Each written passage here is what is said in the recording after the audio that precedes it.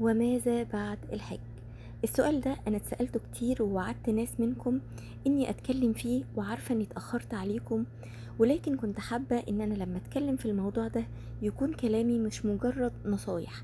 أكيد أنتم كلكم عارفينها، وكل الشيوخ الأفاضل أكيد اتكلموا فيها ونصحوكم أحسن مني مليون مرة، من خلال ذكرهم للأحاديث وحال الصحابة بعد الحج والثبات على الطاعة وكل الأمور اللي انتوا عارفينها دي. بس انا بما اني دايما اقول لكم ان انا لما بتكلم معاكم بتكلم من قلبي واحساسي، انا زيكم ويمكن اقل واحدة فيكم بنحاول وبنجاهد اننا نكون لربنا اقرب واحسن. فعشان كده هيكون كلامي بعيد تماما عن فكرة المثالية المطلقة، وهنزل معاكم على ارض الواقع واقول لكم احساسي وتجربتي بعد الحج اللي ممكن تكون شبه تجربة واحساس ناس كتير منكم. انا لما رجعت من الحج كان عندي احساس كبير كده باني مش عارفه اتاقلم بعد رجوعي. جوايا دايما كده خوف اني اغلط، مش عايزه ولا غلطه، عايزه اعمل كل حاجه صح بمثاليه مطلقه. من الاخر كده يومي كله طاعات عبادات، ومنزود بقى في ايه كل حاجه من الحاجات دي. كنت راجعة وجوايا إحساس إني خلاص أنا محدش هيأذيني، ده أنا راجعة من الحج، أنا محمية بقى من كتر ما دعيت ومن كتر ما حسيت بالقرب من ربنا. فأنا أي حد هيجي يضحك عليا أو هيأذيني أكيد أنا هعرف. كنت بتعامل مع الناس بحسن نية غير طبيعي، راجعة كده حاسة بصفاء نفسي لدرجة إن اتنصب عليا والله بعد الحج على طول في موضوع، ومن ساعتها أنا كنت مصدومة جدا. لسان حالي كان يقعد يقول انا ازاي يحصل لي كده، ده انا لسه راجعه من الحج، هو ربنا راضي عني؟ وكل ما تحصل حاجه ارجع واقول انا حجي ما اتقبلش، طب ازاي كده، ده انا لسه راجعه من طاعه. فكل اللي في بالي ان من كتر ما دعيت في الحج فهرجع من الحج الاقي حياتي كلها مترتبه وحياه مثاليه. ولما قعدت مع نفسي وفكرت لقيتني حسبتها غلط. الدنيا هي الدنيا قبل الحج وبعد الحج، ما تغيرش فيها حاجة، كلها ابتلاءات واختبارات ودار ممر مش دار مقر. والناس اللي في الدنيا هم ما تغيروش، في منهم الحلو وفي منهم الوحش. يعني مفيش اي حاجة اتغيرت غير نظرتي انا للدنيا والناس بعد الحج. لان في الحج كانت الدنيا بالنسبة لي مثالية جدا، والناس اللي قعدت معاهم في المخيم بتاعي كانوا في منتهى المثالية، كلنا بنساعد بعض، كلنا بنعين بعض على الطاعة، الجو كله ايماني وحاجة كده كأننا في المدينة الفاضلة. فكنت راجعة وبتعامل بنفس المنطق ده، بس للأسف الحقيقة غير كده. فنزلت كده بتفكيري على أرض الواقع وقلت طيب اللي أملكه في إيدي هي نفسي، طيب ليه ما حاولش أكون إنسان أفضل، حد أحسن على كل المستويات.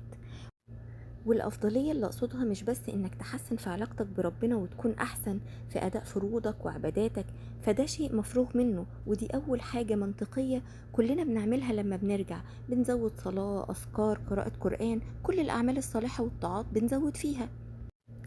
لكن اللي دايما بحاول أسعى ليه وأشجع عليه طول الوقت إنك تكون إنسان أفضل في معاملاتك وأخلاقك مع الناس، إنسان رحيم ودود هين لين سهل محب للخير للجميع، إنسان عندك سلام نفسي داخلي صادق مع نفسك قبل ما تكون صادق مع اللي حواليك، ما تقولش غير الصدق وما تتمناش للغير إلا كل خير، بعيد كل البعد عن سوء الظن وعن القيل والقال، وعن انك تكون سبب في اذية اي انسان، انك تكون انسان نافع لغيرك على كل المستويات من اصغر حاجة لاكبر حاجة. قال رسول الله صلى الله عليه وسلم خير الناس انفعهم للناس. انسان عندك مراقبة دايما لربنا في افعالك، وعارف ان ربنا دايما مطلع عليك. بس مش معنى كلامي ده انك بعد الحج مش هتغلط ومش هتقع، هتقع اوقات، ولكن اللي اقصده انك انت لو وقعت قوم بسرعة وما تخليش الشيطان يصدر لك اليأس. لو عملت غلطة بعدها على طول اعمل كذا حسنة واستغفر كتير، ما تبصش على ناس تانية حاسس انها سبقتك بالطاعة والثبات وانت لسه ما وصلتش للدرجة دي. هقولك على حاجة، كمل في طاعتك هتوصل لربنا ما دمت صادق. كان في مقولة للإمام الشافعي بتقول ليس الطريق لمن سبق ولكن الطريق لمن صدق. الخلاصة إن بعد الحج أنت راجع دنيا، مش راجع على جنة.